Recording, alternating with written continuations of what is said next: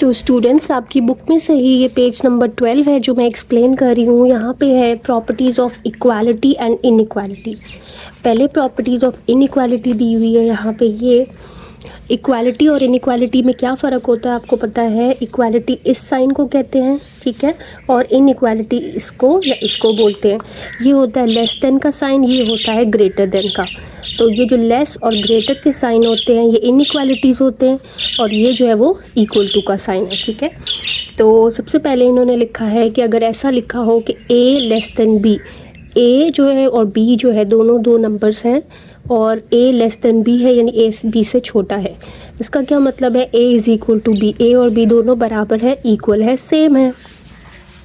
इसके बाद तीसरी क्या कंडीशन हो सकती है, ये भी हो सकता है कि ए बड़ा हो और बी छोटा हो। तो इसको हम मैथ्स की ज़बान में लिखेंगे A is greater than B.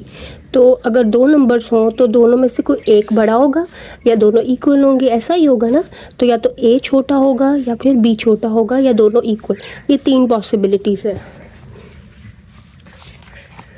तो अगर ए और बी दो रियल नंबर्स हो तो उनके बारे में हम यही कह सकते हैं कि या तो ए छोटा है यानी कि ए लेस देन बी है, या ए और बी इक्वल हैं, बराबर हैं, या फिर ए बड़ा है, A is greater than B, पहला नंबर बड़ा है दूसरा छोटा।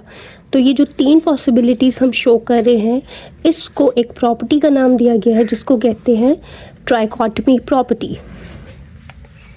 तो ये होती है ट्राइकोटमी प्रॉपर्टी जो ये कहती है कि दो नंबर में से या तो पहला बड़ा होगा या दूसरा बड़ा होगा या दोनों इक्वल होंगे।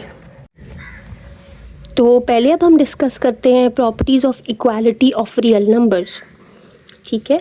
इक्वालिटी यानी कि इक्वल टू का साइन जिसमें आ रहा होगा उसकी प्रॉपर्टीज़ हम पहले डिस्कस करते हैं। आपकी बुक में ये टेबल दिया गया है पेज नंबर 12 पे और आगे 13 पे ये कंटिन्यू हो रहा है। तो यहाँ पे लिखा हुआ है नेम ऑफ प्रॉपर्टी, यानी कौन सी प्रॉपर्टी है और उसकी स्टेटमेंट क्या होती है। यानी कि इसको देख के आप बताओगे कि ये वाली प्रॉपर्टी है। तो पहले आपने इसको देखना है जो कि राइट हैंड साइड पे लिखी हुई है स्टेटमेंट। सबसे पहले अगर आपके पास आए एक नंबर ए और लिखा हो कि ए इज़ इक्वल टू ए, यानी कि ए तो ख़ुद के ही इक्वल है, ए अपने आप के ही इक्वल है। हर नंबर अपने आप के ही इक्वल होता है, यानी हर नंबर अपना रिफ्लेक्शन होता है। जैसे आप शीशे में देखते हो ना खुद को, तो आपको आप ही नज़र आते हो, तो एक रिफ्लेक्शन होता है आपका। सो हर नंबर अपने आप के ही इक्वल होता है।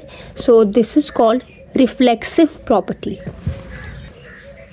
उसके बाद दो नंबर्स हैं, अगर दो नंबर्स हो एक ए और एक बी, तो अगर ऐसा हो if A is equal to B then B is equal to A. If और देन का ध्यान रखना है कि अगर आपको दिया गया है कि ए जो है वो बी के इक्वल है तो हम कह सकते हैं कि बी जो है वो भी ए के इक्वल है, ठीक है। तो ये जो प्रॉपर्टी होगी इसको हम कहते हैं सिमेट्रिक प्रॉपर्टी, जो ये कहती है कि if A is equal to B then B is equal to A. इस पर दो नंबर्स हैं। उसके बाद तीसरी प्रॉपर्टी है, उसमें तीन नंबर्स हैं, एक ए बी और सी।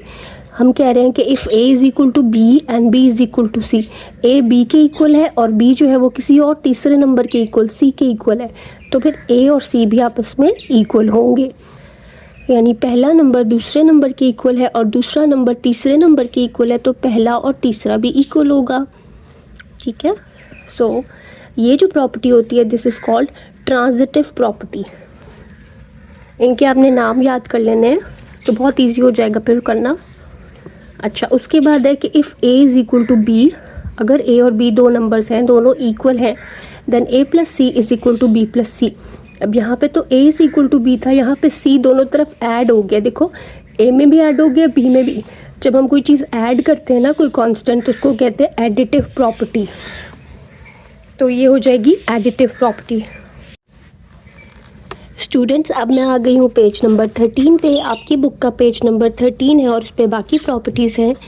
अब नेक्स्ट प्रॉपर्टी है वो ये कह रही है कि if A is equal to B, अगर ए और बी दो नंबर्स इक्वल हैं then A C is equal to B C और C A is equal to C B where C is not equal to zero. A और B तो पहले ही आपस में इक्वल थे, यहाँ पे सी आ गया और सी ए के साथ भी मल्टीप्लाई हो रहा है और बी के साथ भी। सी ए सी भी लिखा जा सकता है या सी ए भी, इसी तरह से बी सी या सी बी दोनों लिखा जा सकता है। तो हुआ क्या है कि C जो है वो यहाँ मल्टीप्लाई हो गया दोनों साइड पे, तो मल्टीप्लाई हुआ है ना दोनों साइड पे, तो this is called multiplicative property. उसके बाद है if a plus C is equal to B plus C, यानी अगर ऐसा हो कि a प्लस सी और b प्लस सी सेम है तो हमें नज़र आ रहा है प्लस सी दोनों साइड पे, तो ये कट जाएगा, कैंसिल हो जाएगा and we will be left with a is equal to b। जब कैंसिल हो गया ना तो this is called cancellation property, और विद रिस्पेक्ट टू एडिशन हम इसलिए कह रहे हैं क्योंकि सी यहाँ ऐड हो रहा था। वेरी नेक्स्ट प्रॉपर्टी में भी यही चीज़ है, लेकिन उसमें सी मल्टीप्लाई हो रहा है, जैसे A C is equal to B C, यहाँ सी ऐड हो रहा था, यहाँ सी दोनों साइड पे मल्टीप्लाई हुआ हुआ है, तो ये भी कट जाएगा अगर दोनों साइड को सी से डिवाइड कर दो, and you will be left with A is equal to B. तो ये जो प्रॉपर्टी है ये cancellation property with respect to multiplication है। इन दोनों में डिफरेंस ये है कि सी तो दोनों में ही कट रहा है, लेकिन यहाँ पे सी ऐड हो रहा था इसलिए cancellation with respect to addition है, और यहाँ पे सी मल्टीप्लाई हुआ था तो ये cancellation with respect to multiplication है।